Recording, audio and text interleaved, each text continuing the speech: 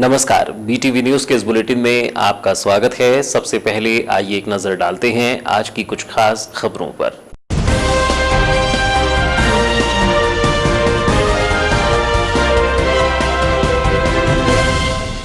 रोजाना लग रहा जाम बन रहा मुसीबत, जनता के बीच बढ़ रहा आक्रोश, बढ़ने लगा असंतोष, उठ रही ओवरब्रिज की मांग। राहगीरों ने कहा ओवरब्रिज न सही अंडरपास ही बना दिया जाए। 21 जनवरी को आधे घंटे तक बनी रही जाम की स्थिति। नगर पालिका ने टैक्स वसूलने प्लान किया तैयार, बकायेदारों के नाम सार्वजनिक करेगी नगर पालिका। घरों के सामने बजवाया जाएगा बाजा, लगेंगे लाल गोली। नगर पालिका सीएमओ ने बकायेदारों से किया आग्रह, जल्द चुकाएं कर। जिले में जारी है कोविड वैक्सीनेशन, 614 स्वास्थ्य कर्मियों का हो चुका है वैक्सीनेशन। 21 जनवरी को जिला टीकाकरण अधिकारी ने लगाया टीका। जिले में द्वितीय चरण की तैयारियां हुई प्रारंभ।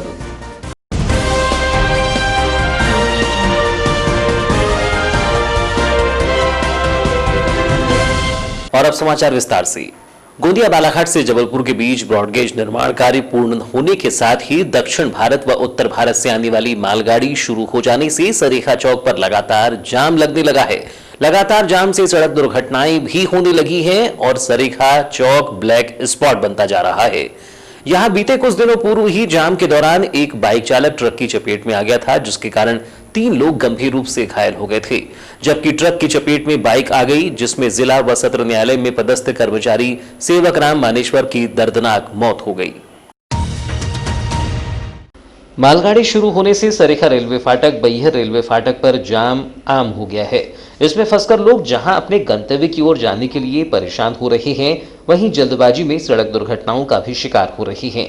ऐसे में लोग सरेखा रेलवे फाटक, बैहर रेलवे फाटक व भटीला रेलवे फाटक पर ओवरब्रिज निर्माण की मांग करने लगे हैं। बालाघाट में बाईपास व रिंग रोड न होने के चलते लोगों के बीच असंतोष बढ़ता जा रहा है। लगातार हो रही सड़क दुर्घटना व जाम को रोकने के लिए ट्रांसपोर्ट यूनियन के सचिव अविनाश ठाकुर ने कहा कि जिम्मेदारों की लापरवाह कार्यप्रणाली के चलते बालाघाट में एक भी ओवरब्रिज नितांत आवश्यकता होने के बाद भी नहीं बन पाया है। इससे आए दिन सड़क दुर्घटनाओं में लोग अपनी जान गंवा रहे हैं। उन्होंने कहा कि अभी यात्री ट्रेन प्रारंभ नहीं हुई है, लेकिन जाम की स्थिति निर्मित हो रही है। सरेखा रेलवे फाटक पर लगने वाले जाम और सड़क दुर्घटनाओं को रोकने के लिए सरेखा चौक से लेकर गौरव पथ तक अंडरपास बनाया जा सकता है। हमारा प्रशासन, हमारे नेता और हमारा प्रशासन इसके जिम्मेदार। आज तक किसी नेता ने या अधिकारी ने यहाँ की सूझ नहीं ली। अभी तो ये शुरुआत है, अभी तो ट्रेनें चालू नहीं हुई है। अब लगातार ट्रेनें चालू होगी, बालाघाट वालों का जीना हराम हो जाएगा। सरेखा रेलवे फाटक बहुत बड़ी समस्या बन गई है बालाघाट में। क्या लगता है अभी यहाँ पर ट्रेन बीच फाटक के बीच में खड़े हो गई थी, आम जन को बहुत समस्या हुई है। देखो, हमारे बालाघाट का एक सबसे बड़ा माइनस पॉइंट है कि अपना जो रेलवे फाटक है ये रेलवे स्टेशन से लगा हुआ है, उसके कारण ये ज़्यादा देर बंद हो रहा है। ट्रेन छूटने के पहले फाटक बंद हो जाता है, फिर ट्रेन लेट होती है तो भी फाटक बंद रहता है, क्योंकि हमारा रेलवे फाटक रेलवे स्टेशन से लगा हुआ है। इसकी समस्या ज़्यादा बड़ी हुई है। इसलिए यहाँ पर तत्काल मैं मांग कर रहा हूँ कि ओवरब्रिज नहीं बन सकता, मत बने, कम से कम अंडरपास बना दें, ताकि ये पब्लिक निकल जाए। आए दिन दुर्घटनाएं हो रही हैं, इसकी समझ जवाबदारी हमारे नेता और हमारे प्रशासनिक अधिकारियों। भैया अभी 21 जनवरी को जाम में फंसे कुछ राहगीरों से भी हमने चर्चा की। इस दौरान जाम में फंसे निकेश सहित अन्य राहगीरों ने बताया कि यहाँ रोजाना ही मार्ग में जाम की स्थिति रहती है। अगर ओवरब्रिज रहता है तो अब तक वह आधा रास्ता तय कर चुके होते। ये उड़ान पुल चाहिए बस, और क्या चाहिए। कितने देर से खड़े हैं आप यहाँ? 15 आधा घंटा करीब। आधे घंटे से ज़्यादा होगा। अगर कोई वैकल्पिक मार्ग होता तो आपको परेशान नहीं होना पड़ता? नहीं होना पड़ता। कहाँ जा रहे हैं आप? हमको लांजी जाना है। लांजी जाना है। कुछ ज़रूरी काम से जा रहे होंगे? जरूरी इमरजेंसी काम से। ये बताइए, यहाँ पे आज अभी जाम लगा हुआ और सड़क पर ट्रेन खड़ी हुई है, तो इसके लिए क्या कोई वैकल्पिक मार्ग नहीं होना चाहिए? इस तरह से लोग परेशान होते हैं। ऐसा मार्ग होना चाहिए कि ऊपर से ब्रिज होना चाहिए, जाने आने में बहुत दिक्कत हो रही है। राहगीर मुकेश कुमार ने कहा कि नगर में जल्दी ही ओवरब्रिज बनना चाहिए। ओवरब्रिज बनने से आम नागरिकों को काफी राहत होगी। बता दें कि 21 जनवरी को सरेखा रेलवे क्रॉसिंग में एक मालगाड़ी लगभग 15 मिनट तक खड़ी रही, जिसके चलते मार्ग में आधे घंटे तक जाम लगा रहा। हो गए 15 मिनट। 15 मिनट होगा। इसका कोई वैकल्पिक मार्ग होना चाहिए कि नहीं, बताइए। वो तो बहुत ज़रूरी है। क्या होना चाहिए? ओवर ब्रिज बनना चाहिए। ओवर ब्रिज बनना चाहिए कि मालगाड़ी। जनता की परेशानी है कि एक ही है कि ये ओवर ब्रिज बन जाए तो सबको राहत मिले बालाघाट जिले के लिए। वित्तीय वर्ष समाप्त होने को है, लेकिन नगर पालिका प्रशासन नगरीय क्षेत्र में निवास करने वाले व पालिका की संपत्ति का इस्तेमाल करने वाले लोगों से करोड़ों रुपए के टैक्स नहीं वसूल पा रहा है। इस वर्ष संपत्ति कर, जलकर, दुकान किराया सहित अन्य कर मिलाकर 7 करोड़ 60 लाख रुपए वसूलना बाकी है, जिसे वसूलने में पालिका के कर्मचारियों के पसीने छूट रहे हैं। नगर पालिका में लक्ष्य के अनुसार राजस्व की वसूली नहीं होने के कारण नगर पालिका की माली हालत दिनों दिन खराब होने लगी है।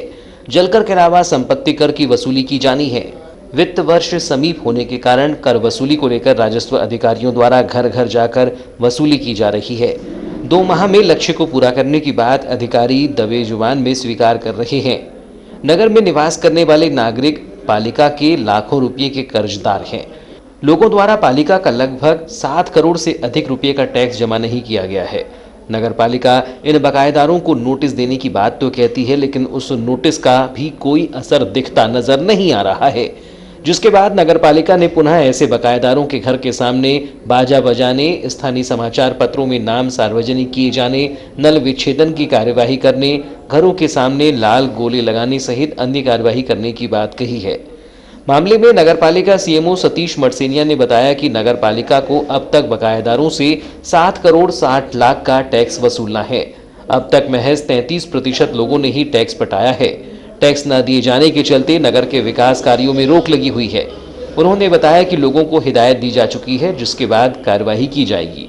हाँ, इस संबंध में मतलब योजना बनाई गई है कि जो लोग नगर पालिका में टैक्स न देकर समय पर असहयोग कर रहे हैं, जिससे कि नगर पालिका के विकास कार्य प्रभावित हो रहे हैं, है ना। जो लोग काम कर चुके हैं, जो ठेकेदार बंधु वगैरह जो काम कर चुके हैं 2-2 साल से, उनके भुगतान नहीं हो पा रहे हैं। पत्रकार बंधु भी हैं, उनके भी बिल पेंडिंग है ना, उनके भुगतान नहीं हो पा रहा है। उसका कारण यही है कि जो संपत्ति कर दाता हैं, जलकर दाता हैं, इसके अलावा दुकान कर जो भी टैक्स पेयर हैं हमारे नगर पालिका के अंतर्गत आते हैं, बालाघाट के अंतर्गत, तो उनसे यही अनुरोध है कि टैक्स पे करें समय पर। उनका समय बीत चुका है, बहुत बीत चुका है। कई वर्षों से नहीं दिया कई लोगों ने, कुछ लोगों ने इस साल का नहीं दिया है ना, कुछ महीनों का नहीं दिया है। तो सभी लोगों से निवेदन है कि समय पर टैक्स अदा कर नगर पालिका की सेवाएं बाधित होने से बच सकें, इसमें सहयोग करें। अगर ऐसा नहीं करते हैं जो लोग, तो उनके घरों के सामने हम बाजे बजवाएंगे, उनसे अनुरोध करेंगे कि आप टैक्स दें। सर, इससे पहले भी ऐसे कितने लोग हैं जो जिनसे टैक्स बाकी है अभी? टैक्स अभी लगभग पूरे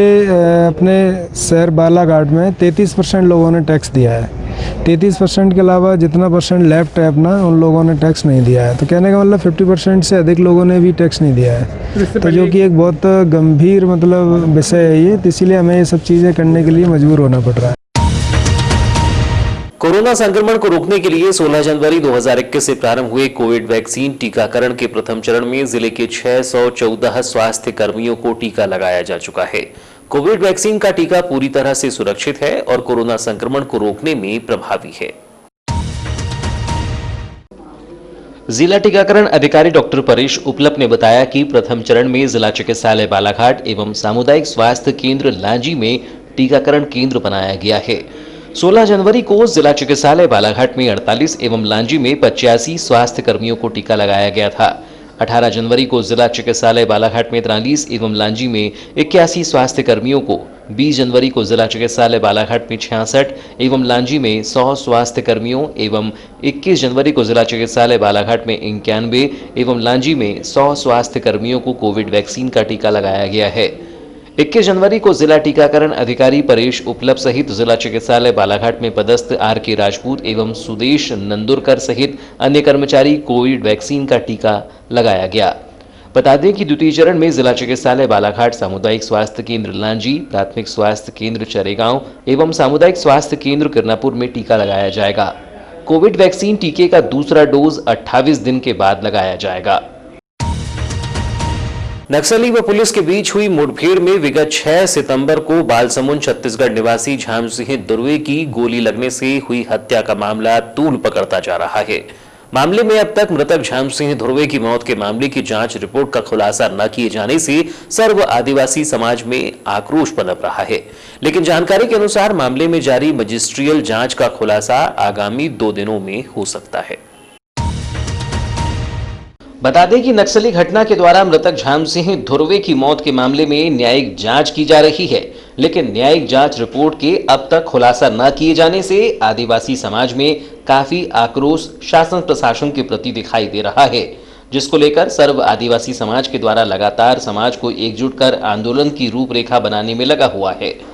अखिल भारतीय आदिवासी विकास परिषद के जिलाध्यक्ष भुवन सिंह कुर्राम ने बताया कि झाम सिंह हत्याकांड के मामले को विगत 3 महीने बीत चुके हैं, लेकिन अब तक मामले की जांच रिपोर्ट का सामने न आना आश्चर्यजनक बात है। उन्होंने बताया कि मामले की शासन के द्वारा न्यायिक जांच कराई जा रही है, जिसको लेकर आज उन्होंने कलेक्टर दीपक आर्य से पुनः मुलाकात की है, जिस पर उन्होंने बताया है कि जांच पूरी हो चुकी है, जो कि उनके पास आ गई है।